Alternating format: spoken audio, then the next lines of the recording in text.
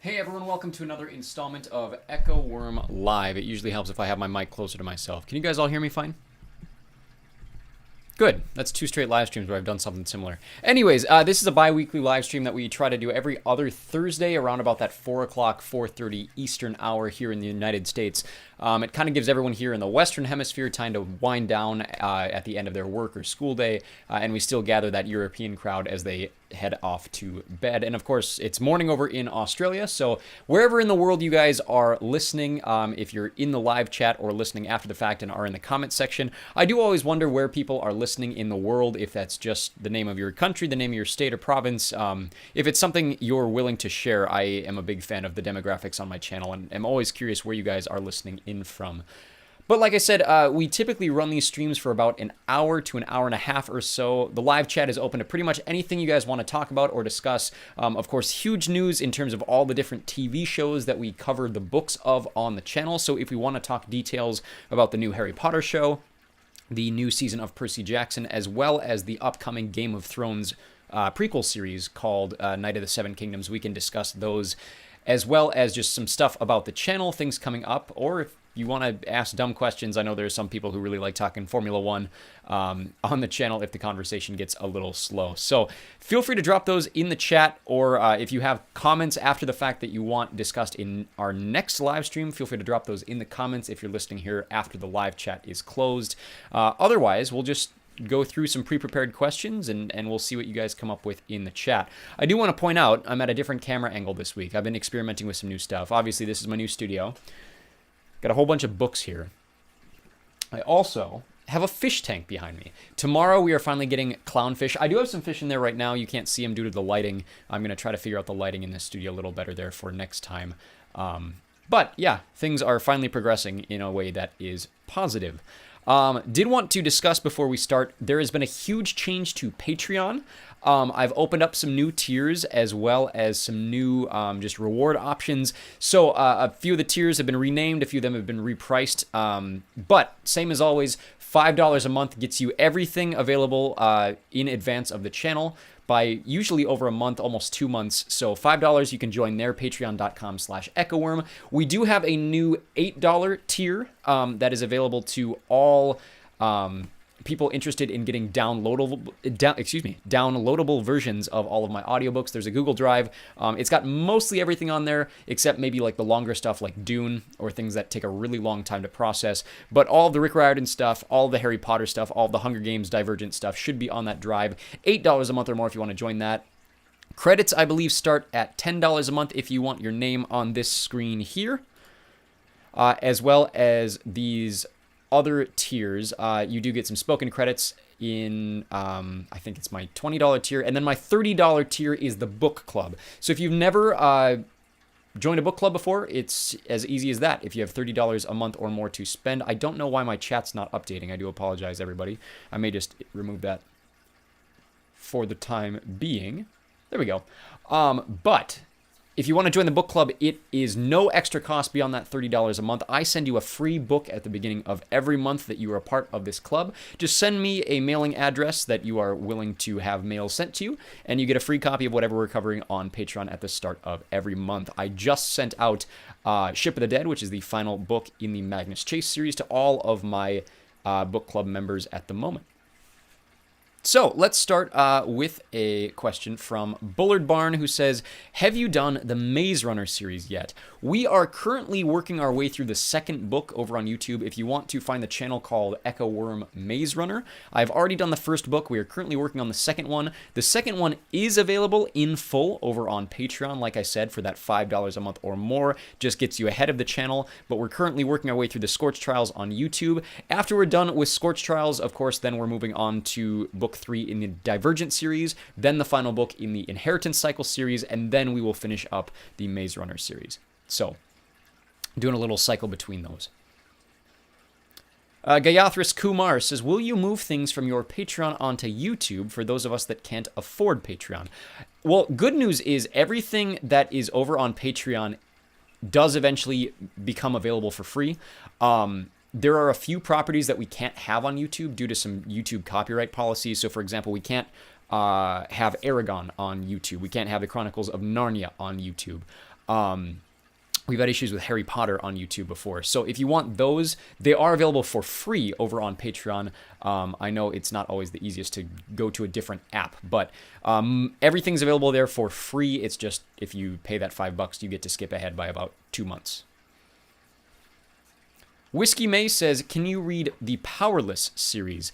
I'm not familiar with the Powerless series, but I do also want to say, my request list is very, very large at the moment, and I am currently prioritizing requests made by, I think it's my $10 a month or more tier. So if you do want your request to be bumped up in my list of very, very many books, feel free to do that there. A few questions in the live chat I want to touch upon.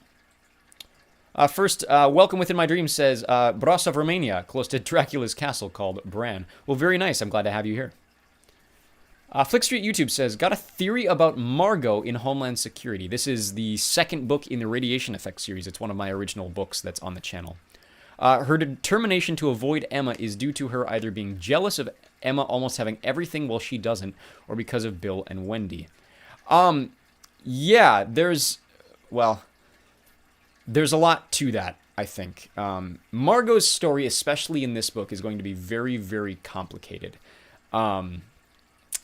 And we'll see why. By the end of the book, we'll have a pretty good reason on why Margot feels so powerless and helpless at the moment. But that is a really good theory. I think jealousy of Emma is kind of mirrored with Kent's story in this book. Kent is very much jealous of Johnny always getting what he wants, and we'll see that come to fruition in a few chapters here.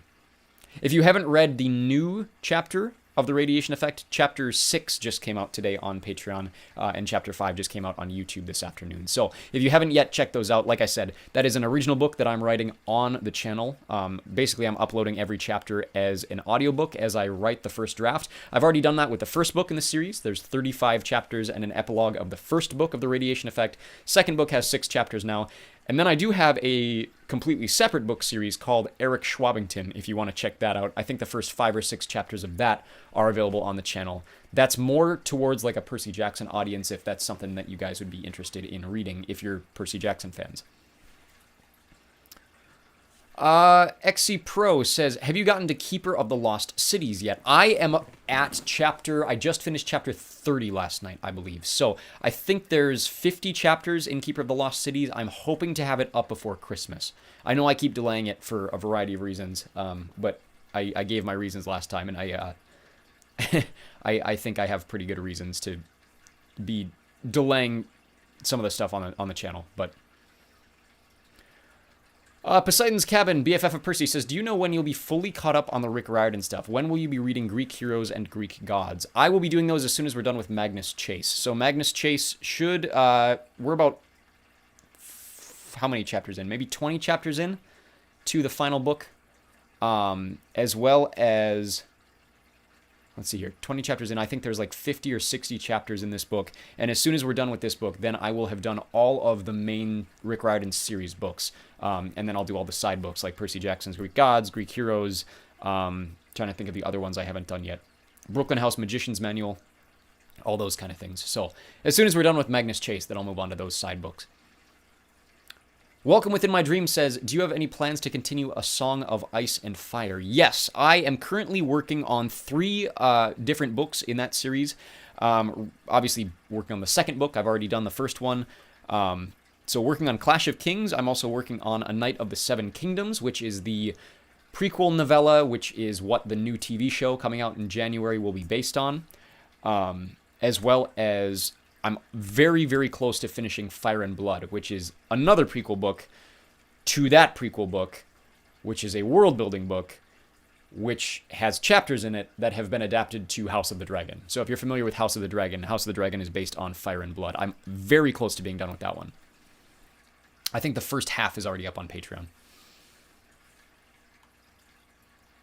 Senan Sarvan says, can you read the 6 Olympians next? I just mentioned it with the previous pre-prepared question. If you guys want your requests to be definitively on my list, just because my list is getting really, really long, there is a special tier for that over on Patreon. Matt Saker says, you think you'll get to the Wheel of Time series in the upcoming year? I have plans to. The best laid plans, O mice and men, oft go awry, or whatever the quote is. Uchiha says, how can Minerva... I think this is a question about Court of the Dead. Asking, how can Minerva, that's the Roman version of Athena, have children? I thought they being the Romans, were confused and disgusted by Annabeth because she was a child of Athena. I may be mixing my memories here. So in the chat, if you guys know better than me right now, I think what you're referring to is the first time Annabeth meets the Roman demigods, they are bothered by the fact that she is a child of Athena. And I think the reason is that Athena, not Minerva, but the Greek version of Athena, does not give birth. Like, that's a thing. It's talked about Annabeth, whether or not she has a belly button, is very interesting lore. The reason being that Annabeth was never born. Annabeth just kind of appeared and was born out of Athena's head. Weird Greek mythology stuff. But it's like this... It's this weird, like, mythology aspect of the world that only, I think, exists with Athena. I don't think it exists with Minerva. And so the reason that Minerva has children and they were disgusted with Athena is because of the way that Athena's children are born. And I don't think that carries over to the Roman version. And I think that's why things are normalized by the time we get to Court of the Dead, if that makes any sense. Kylito's Corner says, I see fish swimming around in the fish tank. I take it everything is going better with that. Yes, I finally have an active living fish tank. So the backstory to this is I've had this tank for about 3 months. We've been in this house almost 3 months now. And I've been trying to get this tank working for 3 months. And it was finally working. It passed all the tests. And then I got a shrimp. And I killed the shrimp within 2 days. The reason being I overfed him and poisoned the water. So now I have a bunch of alarms in the water just in case I accidentally overfeed these fish. But yes, I currently have 2 fish in there. They are doing very, very well. Tomorrow we will be going to get a pair of clownfish that my son is really, really excited about. And I will give you guys updates once they acclimate to the tank. But yes, things are alive for now. Hopefully they stay that way. Matthew McCall says, why are the rest of the Magnus Chase chapters private? The rest of the so the way that we do things on the channel is the things on YouTube are delayed by about a month to 2 months from what they are on Patreon. Over on Patreon, we are currently working our way through Ship of the Dead. When we are done with it on Patreon, give it about a month or so, and it'll show up on YouTube. So over on YouTube, excuse me, I have to sneeze. Excuse me. It usually comes in pairs. Over on YouTube, we are currently working our way through the second book, The Hammer of Thor. So every day a new chapter comes out around 11 o'clock in the morning Eastern time. You guys can check that out there. But yeah, a chapter a day. The reason they're private right now is because they're set to come out. Poseidon's Cabin, BFF of Percy says, she, as in Annabeth, was born from Athena's head, kind of like how Athena was born from Zeus's head. Yes, and I believe that only applies to Athena's children, not Minerva's children. And that's why, with the previous question, that's why the Romans are fine with Minerva's children, but not fine with Athena's children. I could be wrong about that, but I think that's the canon reason. Matthew McCall says, why are... I just read that, my bad. KJN says, how long until the next chapter? Depends what we're talking about. If we're talking about just normal stuff on the channel, it's usually one a day. So, like I mentioned, we're doing Scorch Trials. That comes out at midnight every day. And then any Rick Riordan property, we get 1 chapter a day at that 11 o'clock in the morning hour. In terms of my books, it's usually 1 chapter every 2 weeks. So we alternate every Thursday. 1 week is Eric Schwabington and 1 week is The Radiation Effect. Kylito's Corner says, I'm an adult and I'm excited about the clownfish. I love... Well, okay, so I was 3, 4 when Finding Nemo came out. And for the last however many years it's been since that movie came out, I have wanted a reef aquarium with as many of the fish from the movie as I can get. It's not exactly lore accurate. You can't have pufferfish with clownfish. Well, that's not true. You can't have pufferfish with shrimp. So I wouldn't be able to replicate the tank from the dentist's office because pufferfish eat shrimp. But my goal is to set up 2 tanks eventually and be able to have as many of them in collaborative environments as possible. Because, yeah, it's been a dream of mine since I was little. This is the first time I've ever had fish, and I decided to go the hard route and start with saltwater. Monica Uwinski, funny name, says, when will you be doing The Court of the Dead? I have already done The Court of the Dead. So The Court of the Dead is the new Nico D'Angelo book. It's the sequel to The Sun and the Star. And in terms of like the Rick Riordan timeline of books, it is the most recent book, or the most like, if The Lightning Thief is the first book, right, then Court of the Dead takes place last in the timeline for all of these books that are out. It just came out in September. It is already up on the channel if you want to check it out. Carrie Riley asks, will you read the last book in the Inheritance cycle? Yes. So I mentioned earlier, YouTube right now, we are working on the Scorch Trials. After that, we will be caught up with what is currently over on Patreon, and we are working there on Allegiant, which is the final book in the Divergent series. Once we're done with Allegiant, then we will move back and finish the Inheritance cycle, or at least the original 4 books. So the 4th book in the Inheritance cycle is called Inheritance. This is the Aragon series, if you guys are familiar with it. We've already done the first 3 books. After Allegiant, then we will finish the 4th book. Indu Ravnich says, is Murtok going to be done as well? Murtok is like this 5th book in the series, kind of a standalone sequel-ish flashback prequel that is related. So I have it right here, actually. This is the newest book in the Aragon series. Aragon is not the main character. That's why it's kind of an extra book. I will be doing it eventually. I don't know that I'll do it immediately after Inheritance. Oh, give me 1 second.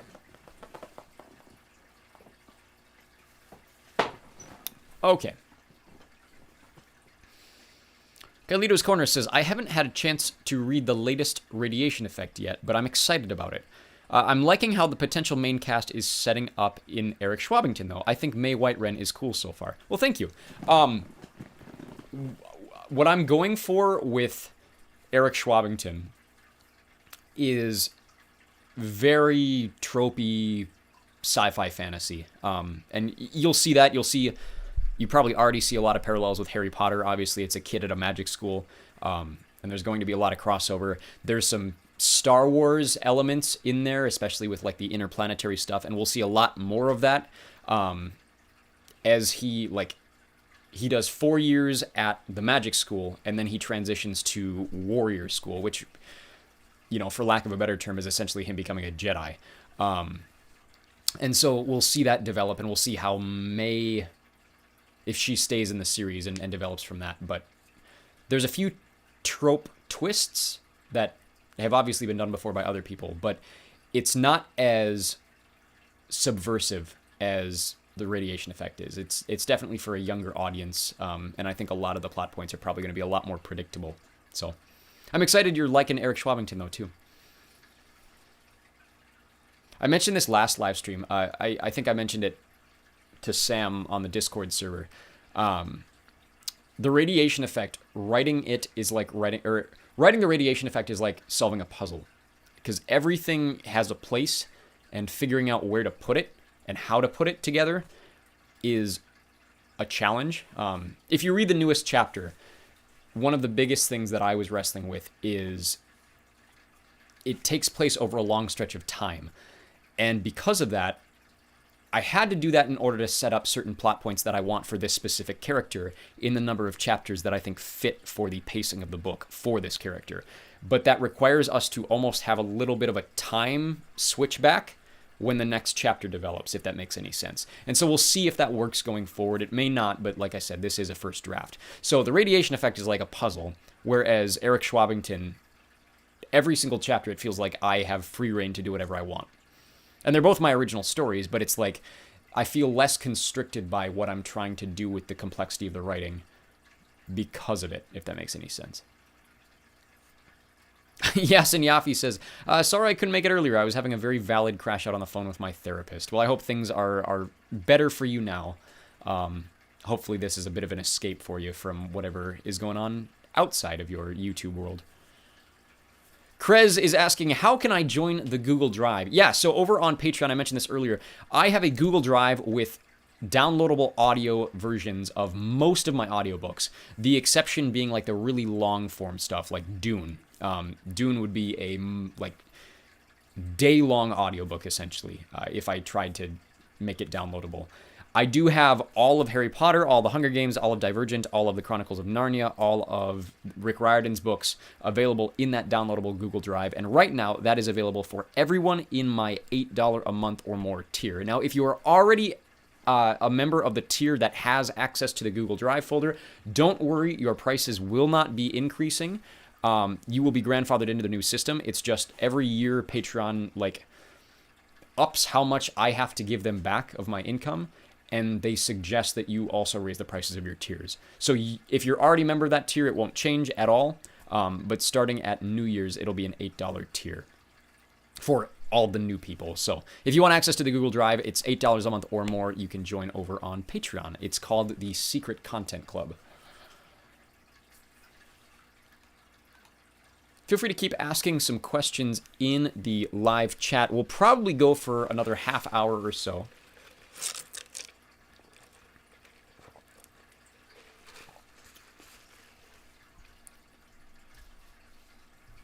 Had a bit of a Wi-Fi spike. I hope you guys can still hear me. CC Rules asks, are you planning on finishing the Fablehaven books? Yes, I am currently a few chapters into the third Fablehaven book. I always forget the title of it. Something Plague. I'm really a good memory on this series. But yes, something Grip of the Shadow Plague, I believe it's called. Yes, I'm currently working on it. Obviously, the first two are available over on Patreon if you want to check those out. That's another one of those series we can't have on YouTube, which is really frustrating. Pepper Garcia asks, what is your upload schedule for new chapters? I mentioned this earlier. At the moment, we are doing 2 chapters a day, one at midnight, one at about 11 o'clock in the morning. That midnight one is like the non-Rick Riordan books. So currently on YouTube, we are working on the Scorch Trials, the second book in the Maze Runner series. Over on Patreon, we are working on Allegiant, which is the third and final book in the Divergent series. Yasin Yafi asks, this question just came to me. What gave you the idea to start recording audiobooks on YouTube? Good question. I've covered this before. It's been a while since I covered this on a live stream. I've been doing this channel for about 3 years now. And the reason I started doing this was the inspiration came from James Dobson. If you're familiar with Harry Potter audiobooks at all, apart from my own recordings, and you've looked around YouTube for Harry Potter, you have probably come across his work before. His channel's been shut down so many times that his audio recordings are just kind of free-flowing everywhere. But that was kind of the inspiration because I had listened to his versions of Harry Potter, and I really liked the way he did it. I really liked that his books weren't that edited. He left a lot of the mistakes in it. It made it feel more authentic to me, like an older brother or a dad was reading to me. And at the time that I started the YouTube channel, my wife was pregnant with my first son, and I got in a pretty bad accident where I don't think I would have died necessarily, but I came very close to losing my eye. I had a lot of shrapnel lodged in my face, and I lost a bunch of my hearing in my left ear. And it basically got me thinking about the legacy that I was going to leave for my kids, and what, if I were to die or disappear, what they'd be missing from life with Dad. And one thing I really enjoyed growing up was reading with my dad. And so I wanted to kind of leave a legacy project for them, my eventual kids, in the instance that something were to happen to me. Hopefully nothing does happen, but in that case, I started recording myself reading my favorite books from my childhood. Magic Treehouse series, Harry Potter series, Percy Jackson series, and eventually just from the inspiration that James Dobson gave me to start uploading them on YouTube. And so that's where That's where that happened. That was about 3 years ago. I got really popular because of the Percy Jackson TV show, and my Harry Potter books got really, really popular. And then, of course, we've had some channel copyright issues and all that stuff. But that's kind of the long story of where this YouTube channel started. Oliver Finstead says, damn setup update. Yeah, it's if you're referring to my background here, it's a bit different than it used to be. For better, significantly better. Bad Gibbs says, have you thought about reading books from video games? Kind of, to a certain extent. The Witcher was obviously a book first, but it became very, very popular in the United States due to the video game and then, of course, the TV show. I'm currently working on the first book in the Witcher series. Apart from that, I'm trying to think of other video game books that have been requested. None are coming to mind off the top of my head, but if you have any suggestions, you're more than welcome to join my suggestions tier. Flying Pikachu asks, why are there no full audiobooks on YouTube anymore? Because of some copyright restrictions, we are no longer able to upload really long-form content on YouTube, and we're limited to a certain number of minutes and a certain number of chapters per day. That's why the re-uploads are taking not a very long time, or are taking a while to get caught back up. Of course, we had a bit of a channel issue this summer, but we are currently very close to being back up in terms of our Rick Riordan content, as well as everything is already available and free over on Patreon and Vimeo. I think the links are working now if you check down below. Otherwise, there's a bunch of links in our channel bio.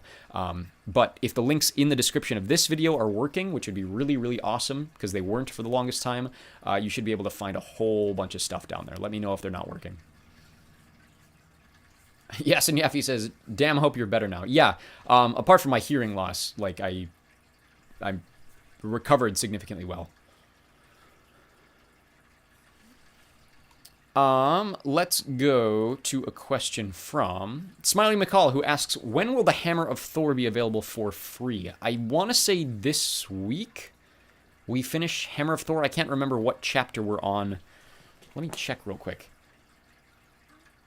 If I go to YouTube and I do some math, which is not very fun a lot of the time.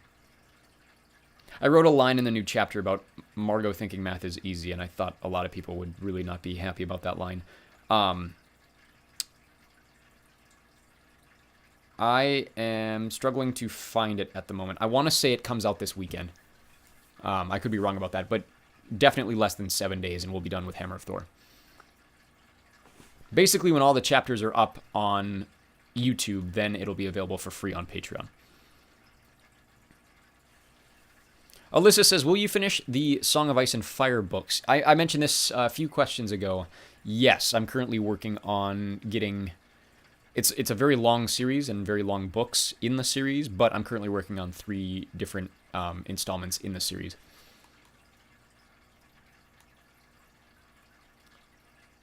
Orkar asking a question that is asked quite a bit. Why do you pronounce Vaguely the way you do? It's a regional accent. I'm from the border with Canada, and we pronounce things really funny up here. So, yes, I say vaguely instead of vaguely, and that seems to drive a lot of people crazy.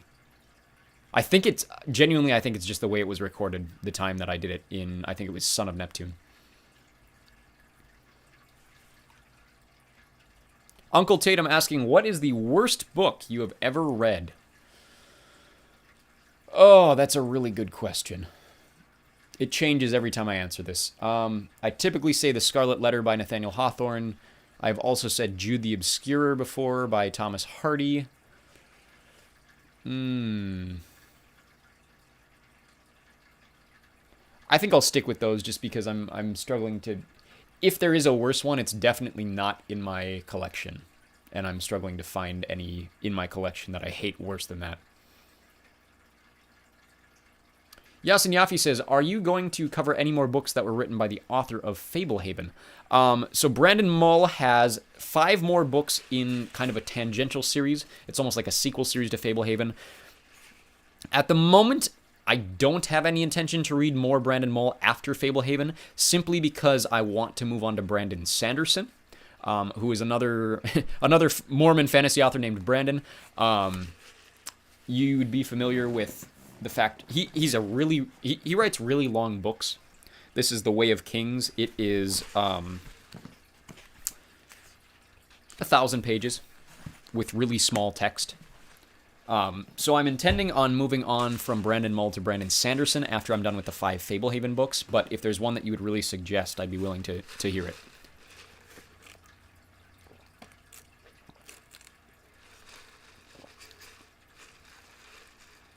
Oliver Finstead says, do you have any knowledge about the Stormlight Archive? Kind of want to read them since people speak highly of this series. I've heard the title, but beyond the title and having heard it before, I have zero idea what it's about or how many books are in the series or anything about it. So, no. If you find out more and think it's something that people on the channel would like, feel free to let me know.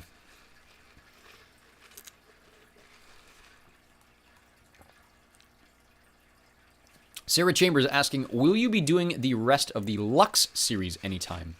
I'm currently working on the set. What do you want to say to Groomsman, the Secret Service? Okay, cancelled. Not really sure what that was about. The second book in the series is called Onyx. I'm currently working on that one. I have done the first book. It's available for free over on Patreon if you guys want to check it out. It's basically, to kind of spoil it, it's like Twilight, but instead of vampires and werewolves, it's aliens. It's all right. It's kind of fun. It's maybe not as appropriate as I want it to be at times, which is part of my hesitation to continue the series.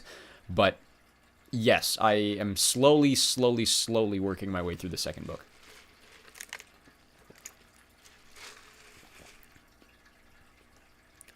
Philip Adams asks, why do so many people bookmark on YouTube when you can go watch later and just pick up where you left off? My guess is because they do what I do with audiobooks on YouTube and fall asleep to them. And so if you put a bookmark where you last kind of remember your conscious thoughts, you can go back after you've fallen asleep and try to catch up with where you remember falling asleep to. It's fairly common for people to use not just my audiobooks, but a lot of other like long form content as sleeping material.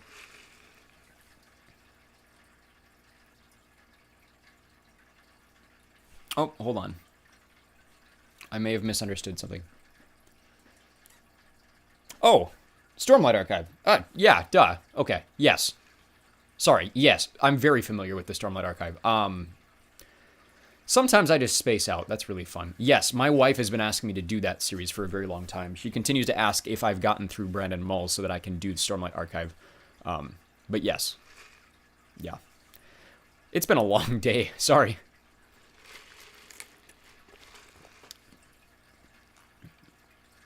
Yasin Yafi says, I was going to suggest the sequel series. I believe is it Dragon Watch? First time I read it, it actually became one of my favorite series for a little while. Well, I'm glad you said that because I have also heard good things, and I think I do want to read them. It's taken me forever to get through Fablehaven. I don't know what it is. It's not a very... I like the books. I've mentioned this before. There's a difference between reading books and recording books. For example, like I love reading the Dune books. I hate recording them. And I will say about Fablehaven, as much as I'm enjoying the Fablehaven books, I'm not enjoying recording them. Like I'm not enjoying reading them aloud. And I think that's part of my hesitation to do them faster is I just don't enjoy reading them for the channel. And so I that's why I said it after the 5th and final book in the original series that I was going to maybe not do any more of them. But if you think it's worth it, then maybe I'll try it. Just Goose asking, seeing as you have Way of Kings, do you have any plans to read or record Mistborn? Yes, I do in fact have. My wife is adamant that Stormlight Archive, Mistborn, and then what's the other one? Oh, Twilight. She's desperate for me to read Twilight, and yeah. I've read a little bit of Brandon Sanderson, but like I would not say that I have read enough to know his world significantly, or even his writing style very significantly. I'm just familiar with it. And if you guys are Game of Thrones fans, maybe you've heard this. I'm not a big fan of this, given the fact that George R.R. Martin is still very much alive and very much still working on his books. But there has been calls for years by fans of the A Song of Ice and Fire series to let him sell his notes on what he wants the rest of the series to look like to Brandon Sanderson, and have Brandon Sanderson basically ghostwrite the final 2 books, because Brandon Sanderson is very good at writing and finishing long-form content. And obviously, George R.R. Martin has been stuck on the 6th book for 14 years now. But I'm not a big fan of that idea. I know that exists. And if you guys have never heard that, maybe you'd be interested in hearing it.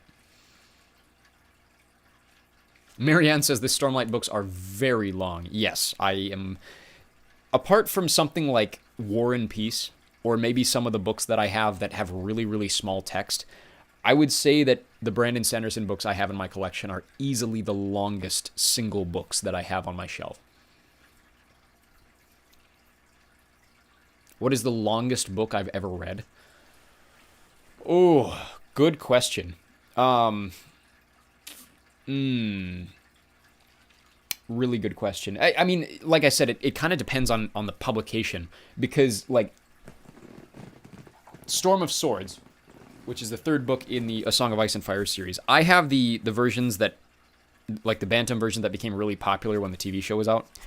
And my edition is 1,100 pages. 1128.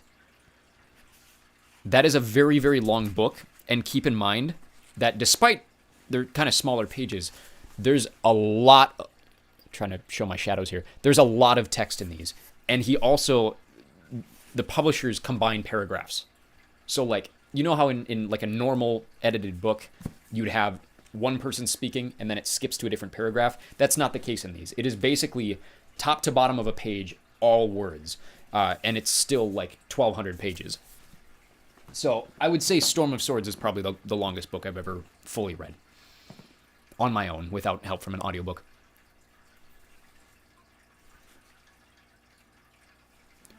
Marianne says the only reason Sanderson finished The Wheel of Time is because Jordan wanted him to. Yeah, I have heard that too. I think that's probably where that it's not even a theory. It's just like a calling comes from. Yasin Yafi says, you might like Dragon Watch a little bit more. It's slightly darker than Fablehaven, and Seth is the main character, and you get to see more into his powers. Yeah, I've heard that, and to me, that's why it's more appealing to me. As much as I like something like Harry Potter, I definitely tend to lean towards more mature content, and I've heard that about Dragon Watch, that it is more mature. It's a little more focused than Fablehaven is. It's. I think my issue with Fablehaven is it feels a little. It's part of the issue I'm having with Keeper of the Lost Cities. It's a little too dancing around the plot. Like, for example, the book I'm writing, Homeland Security, will probably have about 50 chapters. There are chapters in this book, such as the one that I just published, that from an outside perspective may seem very inconsequential, right? Chapter 6 is basically entirely about Margot playing hockey. The reason it's important is, pacing-wise, it is setting something up significant for her character arc in the rest of the book. And with Fablehaven, what I feel like is you get like a 20 to 25 chapter book with 10 chapters of plot, and the rest is either very, very lightly setting up different plot beats or character beats, or otherwise just kind of expanding the story. And sometimes that bores me. Like, sometimes I really enjoy that in a story, but sometimes if it feels really, really meandering, it bores me. Like I said, I'm really having that issue with the middle of Keeper of the Lost Cities at the moment. Oliver Finstead says, since you like Song of Ice and Fire, I would like to know what you think of Game of Thrones Season 8. I don't think anything that will come out of my mouth in the next minute is anything someone else has not already said. I think Glidus has a very good set of videos on all of my thoughts on Game of Thrones Season 8. I think the reviews for Game of Thrones Season 8 give all of my thoughts. Obviously, I don't like it. I was significantly disappointed. It was the first season that I watched as it was coming out, right? I caught up with the series during Season 7. And so I had a lot of hope and excitement about finally being able to watch the series. And then things happened. And at the end of every episode, I went, oh, I hope there's a workaround for what just happened there. And there wasn't. And it was very disappointing. I still have that hope for House of the Dragon Season 3. But based on my feelings towards Seasons 7 and 8 of Game of Thrones, I am cautious towards what is going to happen in Season 3 of House of the Dragon. Major Fangirl 09 says, thank you so much for doing the Percy Jackson books. I've used your videos for every single Percy Jackson book I've read. Well, thank you very much. That means a lot to me. Marianne says, I'm writing my own book, by the way. Awesome. I, for years, have wanted to do, like, not a collaborative writing project, but basically, and I kind of have it set up over on Discord, where there's a personally written stories section, where I kind of want a writer's club, where people can just share their stories and get feedback on their stories, and that's kind of what I'm trying to do with my books. And I've said this before, maybe this is the first time you've heard it, but if you are satisfied with your own writing and wanting someone to promote it, I am always happy to read something like that on the channel if that's something you'd be interested in.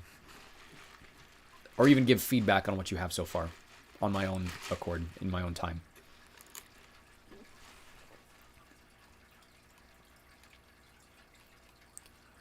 Jamboree asks, if you subscribe to the $5 plan on Patreon, do you get access to all of the books? Yes. Everything that is available to anybody right now of my own recordings is available at the $5 a month tier over on Patreon. So you can check that out. It's called the Content Club.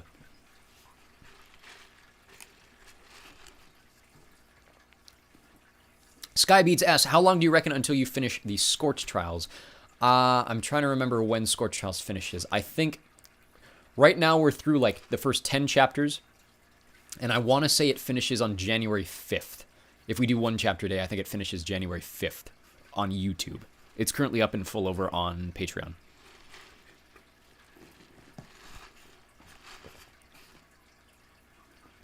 Nomi Vela says, can you do the Twilight Saga? Yes. Current plans, and like I said earlier to another question, plans often change. My current intention is once we finish the Maze Runner series in the spring, I will move on to Twilight as our daily uploads. Twilight has some long chapters, let me tell you. Feel free to keep asking questions in the live chat if you're interested in doing so, or if you have some questions. Gabe asks, can you do Alcatraz versus the Evil Librarians? That one's been requested quite a few times, and I still am not entirely familiar with the series, but it is on my list, I do promise. Major Fangirl 09 says, what is your favorite Percy Jackson book? Depends what you define as a Percy Jackson book. I know it's like, it's kind of become a bigger thing now because of the fact that there are 3 series in what was originally just the Percy Jackson series. If you're just talking about the ones called Percy Jackson, my favorite is Battle of the Labyrinth. If you're talking all of the Camp Half-Blood Chronicles, it would be House of Hades. Kylito's Corner says, I can't remember if you're into this or not, but have you seen the new Mario movie trailer that dropped yesterday? I have not. I'll be honest with you, I'm not a big trailers guy. I will see them when I see them, and typically become oversaturated with them through like YouTube. But I typically don't go out of my way to watch trailers. I have not seen the new Stranger Things trailer. I have not seen the new Percy Jackson trailer. So no, I have not, in fact. I've seen the Mario movie, but I have not seen the new Mario movie trailer. Yasin Yafi says, if you could rewrite Harry Potter and Percy Jackson, what would you change?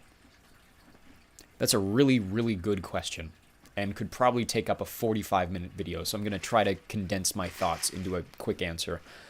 I I think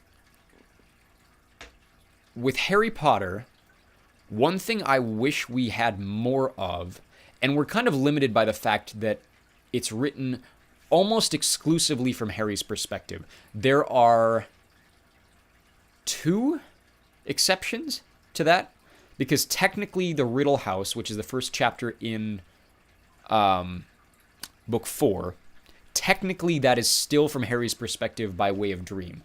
But in the series, there are... Oh, that's not true. Okay, hold on. Hold on, I really got to think about this now. The first chapter of the first book, the first chapter of the 6th book, the second chapter of the 6th book, and the first chapter of the 7th book, I think, those are all of them, are not written from Harry's perspective. They're all like a third-person omniscient narrator. I wish we got more of like the chapter 1 Deathly Hallows vibe, where we're seeing more of the inside workings of the Death Eaters. I wish we had more behind-the-scenes looks at the other side, if that makes any sense. With Percy Jackson, just in general, because I think the first 5 books are fairly well written. I'm not a fan of the second one, for a variety of reasons, but I think Rick Riordan lands the plane really well. I would make Blood of Olympus less boring. I would pace Blood of Olympus better, because Blood of Olympus was a significant letdown to me.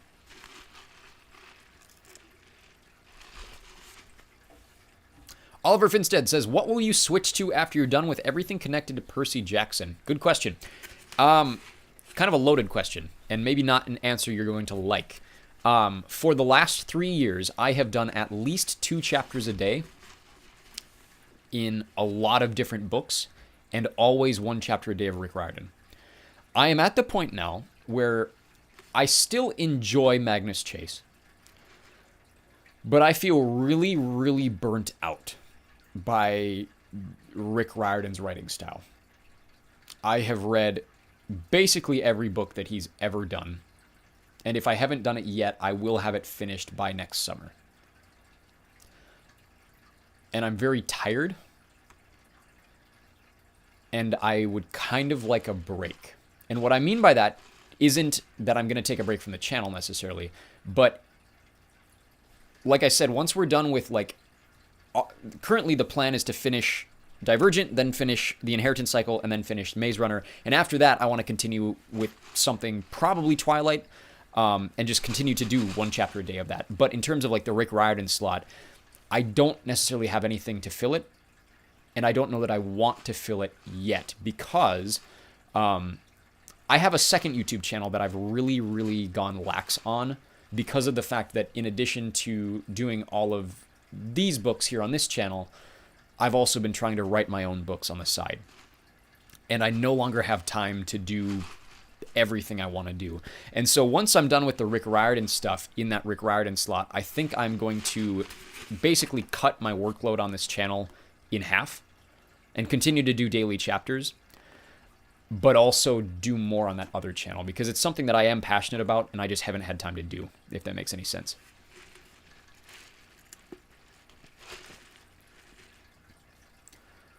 Yasin Yafi following up from, if you could rewrite Harry Potter and Percy Jackson, what would you change, including all of them, all this series? I think I answered that. Maybe not. Major Fangirl says, the new Percy Jackson trailer is amazing. You should watch it. I probably will, to be honest, now that you guys have talked about it. If it doesn't already show up on my feed. I will absolutely watch the show. I just, like I said, I don't get hyped about trailers the way other people do. Welcome Within My Dreams says, the entire series of Magnus Chase is a big letdown for me. It's the same stuff all over again. I think that's why I feel burnt out. And granted, part of why I feel burnt out is I also just finished reading Court of the Dead. So in addition to doing 2 chapters a day, I also did a 3rd chapter recently where I did all of the Court of the Dead. And The Court of the Dead was a letdown to me because, and I talked about this last live stream, Court of the Dead feels the same as every other Rick Riordan book. What I liked about The Sun and the Star is it felt different because you had a second author in conjunction with Rick Riordan. You could feel the change in the writing style. And I know not everybody liked the flash back and forth, but it didn't feel as repetitive. You know what I mean? Like, there's a formula to every single one of his books. And I'm at the point now where I have read 20 different books with that exact same formula. And I'm at the final Magnus Chase book, and I'm just like, all right, side quest before we get to the big battle. And this side quest is leading us to another side quest leading to the big battle. And here's another chapter of side quests leading to the big battle. Does that make any sense? So I totally agree with you. And that's like Court of the Dead took everything I liked about The Sun and the Star and just made it a Percy Jackson book starring Nico. You know what I mean? So I definitely feel that. Oliver Finstead says, I get it. All of the Percy Jackson books are a lot. Yeah, so this is why people have requested the 39 Clues series and the Warrior Cats series and the Ranger's Apprentice series.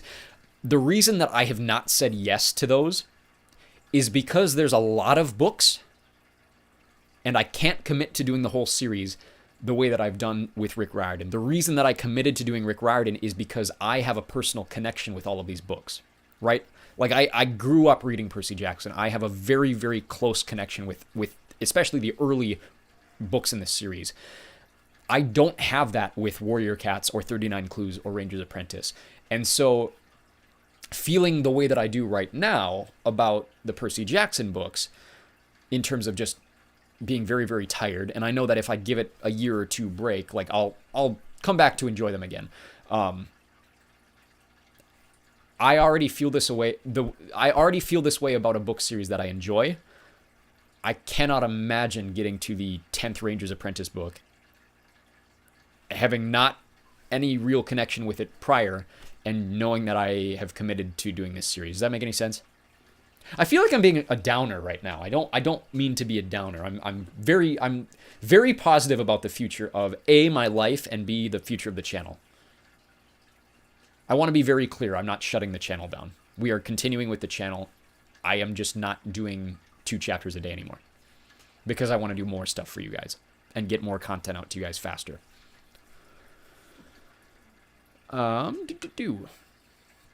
Kylito's Corner says, I've recently started listening to your Harry Potter recordings, and I'm getting into it so far. I'm a big fan of the Weasley family. I'm also really like Hagrid. I'm currently on Chamber of Secrets.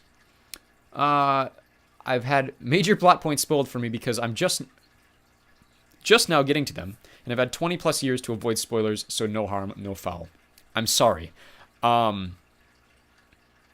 you for reading my Harry Potter recordings. I'm very proud of them.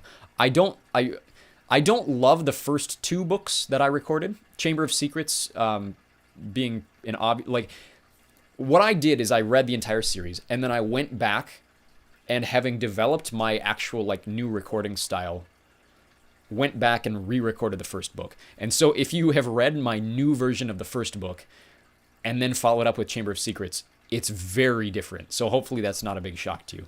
But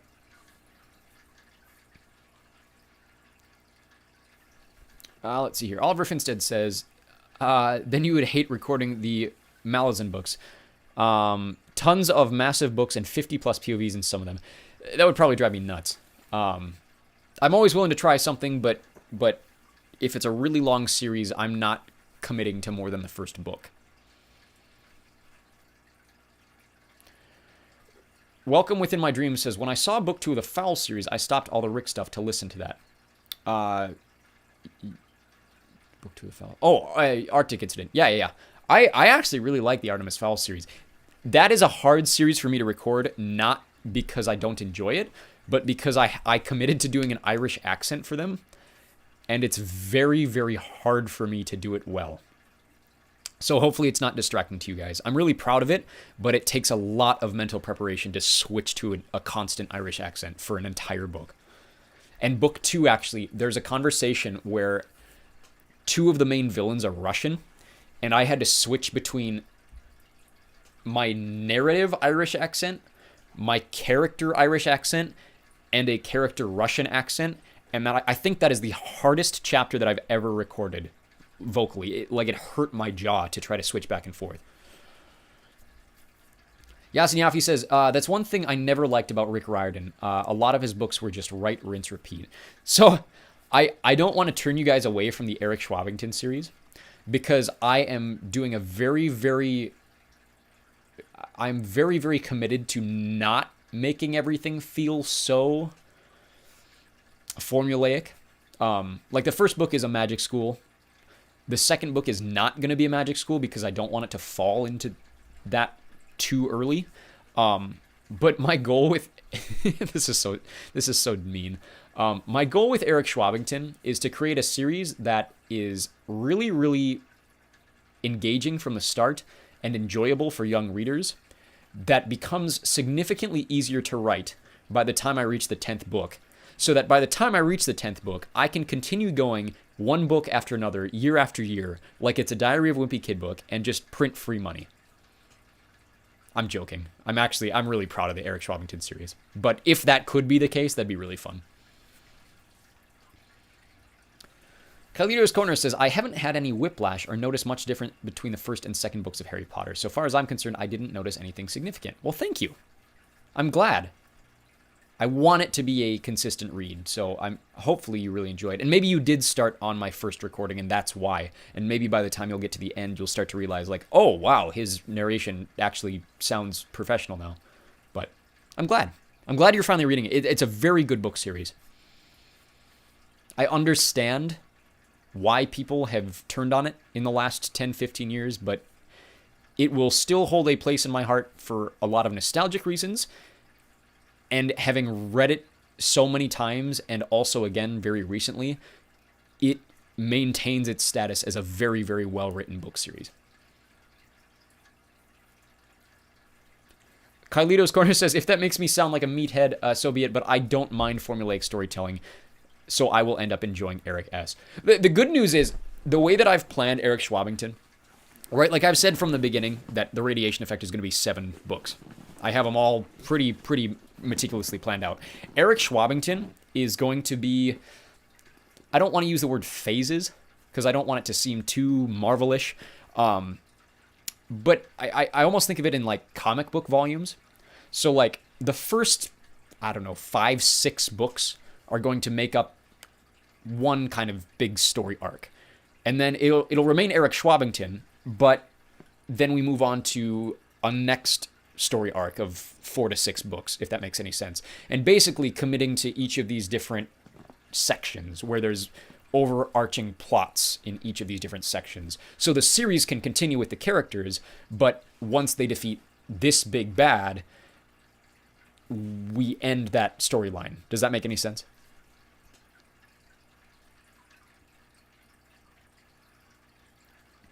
Let's see here. Major Fangirl says, all right, I'm going to get off your live stream and go back to Lost Hero. Keep up the good work. Thank you very much. I appreciate it. Yasin Yafi says, whatever gets money. Maybe you should go with that genius plan. In fact, I might have to take the plan for myself.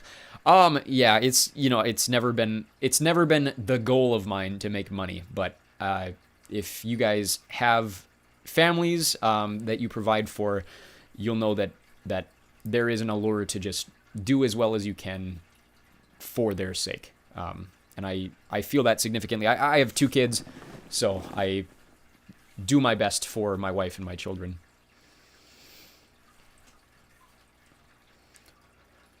Dankster Paws asks, what is your Patreon? My Patreon is patreon.com/EchoWorm. I'll pop this up. This is an outdated credits page, but you can see the Patreon image at the bottom right hand of the screen, as well as some credits for people that are in my upper tiers there. Oliver Finstead says, I'll be waiting for the Radiation Effect cinematic universe. I can't imagine anything that I would hate more as an author. Actually, I've thought about this. I would be willing to sell out. Like, I'd be willing to give full reign to like a TV adaptation if I still maintained the writing rights to it. So what I mean by that is like they could do whatever they want with my series. They could Game of Thrones it. They could make it the biggest thing in the world and then make it terrible. So long as I retained all of the canon and book merchandising and book writing rights, so that no one could make adaptations that weren't basically being like, if they destroyed my work through a TV show, but they still made it popular and I was the only one that could continue writing the books, like I'd be fine with that. Because that would be, it's what George R. R. Martin did. Like HBO took his property, made it very, very popular, ruined the reputation of the show, but the books are still intact. You know what I mean? And I've thought about that with the radiation effect. Caldito's Corner says, once I finish writing my books, it's going to probably end up being a trilogy, but no more than 4. I have no intention of becoming a franchise, nor do I intend to really make any money off of it. I'm kind of like you. I just want to put my own work out there. Yeah, that's, like I said, it's never been about money. Money is awesome, only for the sake of I want more money so that I can provide for my family and also get a second fish tank. Those are the only things that I'm concerned with when it comes to money. But I do what I do specifically with my writing because I like connecting with people. That's why I like doing the live streams. That's why I like doing this stuff, because we're having conversations about properties that we, or just things in general that we find mutually enjoyable. And I like having conversations about things like that. And so if my writing sparks conversations about topics and ways of writing and ways of dealing with trauma that I think are beneficial to me and or the reader that I'm having the conversation with, like that's why I write. That's why I have enjoyed the Discord server about the radiation effect, because I love theories. Like I love tinfoil theories about books. And the more tinfoil theories that I can get about my own books, I'm doing my writing job correctly based on how I want to do it. Let's see here. Yasin Yafi says, I was about to say, didn't George R. R. Martin write for the TV show and it still got bad, or did I misunderstand what you were saying? You may have misunderstood what I was saying. To answer the first half of your question, George R. R. Martin wrote for the first 4 seasons of Game of Thrones, which are considered 4 good seasons of Game of Thrones. And then almost as you can kind of see cracks beforehand, but basically as soon as he left creative control of the TV show, it fell apart. But most of that was due to the fact that they started adapting material that wasn't written yet. Once they surpassed his books and changed things from the ending of where his books are, things got really, really bad. But what I was saying is, like, I would be willing to sell the rights to a film company or a TV show for my books, so long as I could continue writing the books, and the reputation of my books would not be changed by how bad a TV show became. Does that make any sense?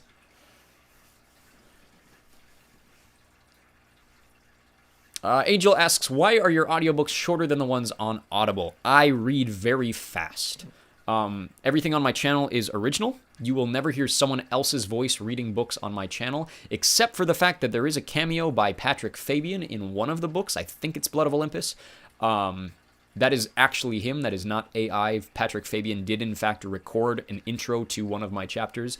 The world is an interesting place. But you will never hear any like pirated recordings on my channel. So that being said, I record everything, and the ones on Audible are not me. And I just read faster than most audiobook readers. Let's see here. Andrea says, what is your timeline for the rest of the Maze Runner series? I mentioned we are currently working on the Scorch Trials over on Patreon.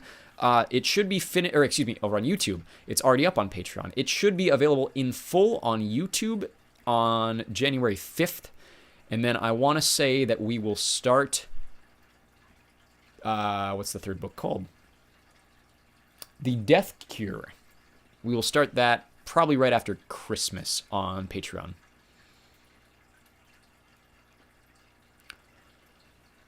Let's see here. Ghost Basil says, bit more of a niche trilogy, but I'd love to hear you do the Chaos Walking trilogy by Patrick Ness.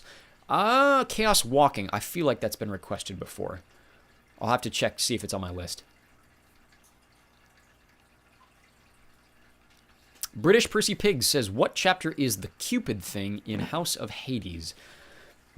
Good question. I have no idea. You could probably look it up. I'm trying to remember how many chapters are in House of Hades. I know there's over 70 because I made a joke about one of the chapters that's in the 60s. Probably around like the 40s. I'm not going to give definitive numbers, but maybe like a 41 through a 45. It's a Jason chapter. So whatever Jason's chapters are around like that 40, 50 chapter mark, it's going to be one of those. But otherwise I couldn't tell you. That's the Nico reveal for those of you that are curious about that question. Alberto says, do you think you're going to continue with a series of unfortunate events? Yes. I am currently on The Miserable Mill, which is the 4th one. I'm about 2 chapters in. I have no idea when it's going to be up. Oliver Finstead says, spoiler, it's about Game of Thrones. So I want to pause, and if you guys are intending to read the Game of Thrones or A Song of Ice and Fire series and don't already know one of the major twists for one of the main characters, do pause for about a minute. Oliver Finstead asks, spoiler, is it true that Jon is still gone in the books? I haven't read them. Yes. As of the latest book, Jon Snow is canonically dead. Based on what happens in the TV shows, it is very likely that won't continue and will probably be changed very early on in the Winds of Winter. But yes, as of the last chapters that we have in the timeline of of the A Song of Ice and Fire series, Jon Snow is dead. All right, back without spoilers. Kylito's Corner says, I'm hoping that the rest of the F1 season continues to make the front runners get closer together. I agree. I'm not really happy with how far ahead Norris is at the moment. I'm not a big Lando Norris fan for a variety of reasons, so I'm hoping Piastri can close that gap pretty quick here. 2 more races, right? 3 more races. We had Vegas, Qatar, and Abu Dhabi. Kylito's Corner says, there's been discourse on NASCAR about their dumb playoff season and a full season format like what F1 and IndyCar has been pressed by fans harder than ever. I hope they do it because... I'm waiting for the because. But while we're paused on the because, I did want to mention, if any of you are soccer fans, literally right before I went live today, the news broke that MLS, I would say the MLS, I guess that's technically incorrect. Major League Soccer, which is the top league of association football in the United States, starting in 2027, Major League Soccer is switching from a summer league schedule to a fall to spring league schedule, which basically means, so right now, most leagues in the far northern hemisphere and the far southern hemisphere typically do soccer in like March through October, right? So right now is the MLS playoffs. But most other leagues around the world, like the Premier League and the Bundesliga, start in August and then play until like March or May or June. MLS is switching. They've been doing this playoff format for about 30 years now, and they're finally switching to a fall to spring season, which is going to be very interesting because my closest team is Minnesota United. And if you've ever watched a soccer game in January, outside, it's very cold. A lot of snow. All right, because stories like what we're seeing with Max in Formula One trying to run down the McLarens is great, and it's authentic racing. I completely agree with you. I don't follow NASCAR for a lot of reasons, but if they made it more competitive in terms of the playoff format, the way that the table system seems to work in Formula One, I would like that a lot. Yasin Yafi says, is it just me, or do you also kind of feel as if George R.R. Martin wrote himself into a hole? Depends what you mean by hole. There's a lot of different ways to interpret that question. The biggest one that I interpret it as is what George is aware of and is called the Milanese knot. And the biggest issue that George R.R. Martin is having is his timeline, because he has been very, very adamant about things taking place in realistic time patterns throughout his world, which is not something that happened on the TV show. And his biggest issue that he has admitted to is what he calls the Miranese knot, which is basically Daenerys and her camp are over in Meereen, and he wants all of these characters to come from Westeros and meet her, and they have to leave Westeros and meet her in very specific orders, and it's become very difficult for him to untangle this knot.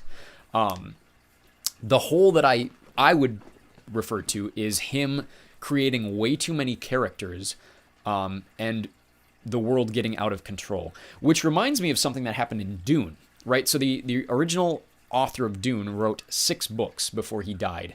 And the 6th book in the Dune series is called Chapter House. And at the end of Chapter House,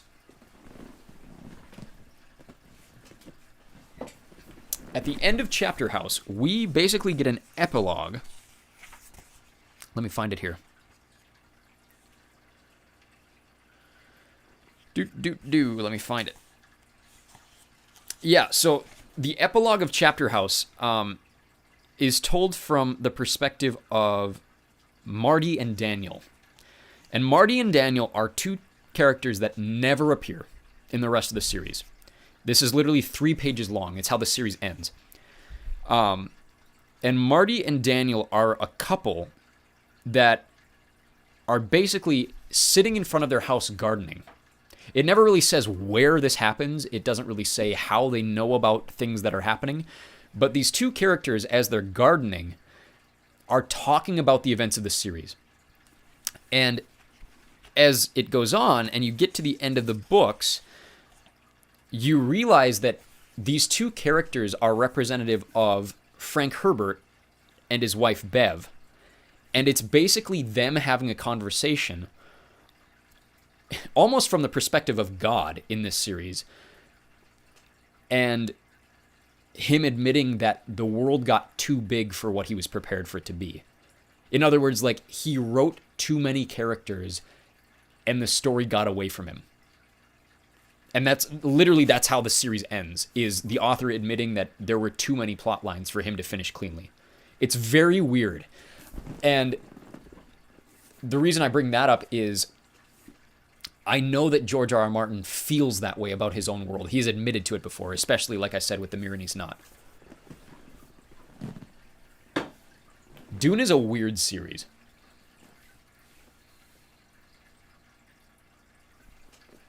Let's go to a question from Brooklyn, who asks, can you please do the Blood of Hercules? This has been requested a few times. I don't have any intention to read Blood of Hercules at the moment. I'm familiar with it, but I have zero connection to it. And like I mentioned earlier in my rant about Rick Riordan, I'm a little Greeked out. I'm a little mythologied out. So maybe give me a couple years and I could potentially look into it. But I don't really know anything about the series.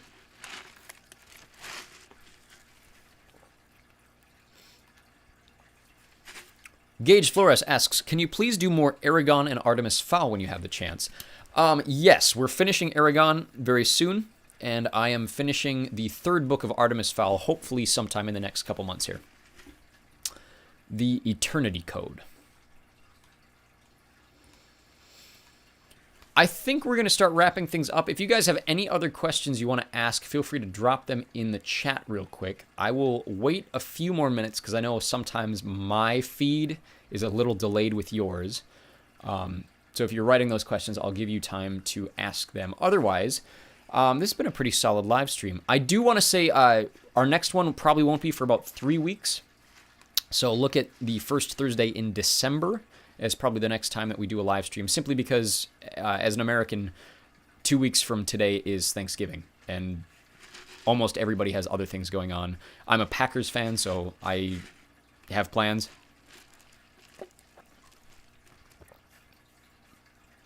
But if I go over to Patreon real quick, you guys won't be able to see my screen here. But I just wanted to talk a little bit more about these new tiers. Starting next week, I will be doing a promotion where any new member or upgraded member will get the first month of their membership or upgrade for half off. And that should be active all the way through the holidays. So look for that next week if you're interested in joining or upgrading your memberships. But like I said, everything is available to you guys at the $5 a month or more tier. That's my content club. Then we have the secret content club for $8 a month or more. That's where you get access to the downloadable Google Drive files. So if you guys are going, out of town where there isn't Wi-Fi signal, or if you guys are going on a plane and you just want my audiobooks for or the ability to download them, feel free to join that. Like I said, it's $8 a month or more there. $15 a month is my credits club. That's where you get your name on this little screen here. And I do want to give shout outs to my upper tier members, Sneevadix, Trent Skeen, Michael Wang, as well as Gage Flores, and my book club members, which is that champion tier there on your screen: Sailor and Cross, John Buck, Donald Easter, Dalton Bailey, Lydia Bryant, Zhukov Crawford, Joseph Morrill, and Log. My club of directors, that is what is listed there as the League 1 tier. That's where you get your name spoken, as well as a bunch of other stuff. You actually get input to what is coming up on the channel more than everybody else. $20 a month or more. And then the book club, you get a free book at the beginning of every month for $30 a month or more. Yasin Yafi says, now that you've mentioned the Packers, that took me on the thought train of football, which brought me to the fact that the Baltimore Ravens have picked up a little bit.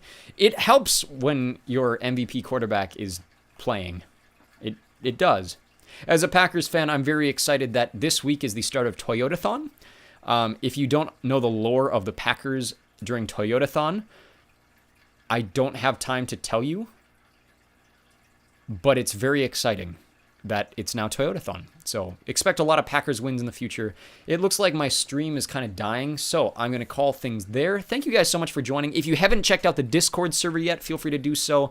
Of course, it's absolutely free. You guys can join, pick the fandoms that you guys want to be a part of, and talk about all of these different things with a whole bunch of other people. Continue these conversations over on Discord with the link in the server. Should be available at the bottom of your screen. Otherwise, check out the channel bio for more links to our Patreon and Vimeo pages. Plenty of free stuff there that's not available on YouTube. And otherwise, we'll see you back here very, very soon.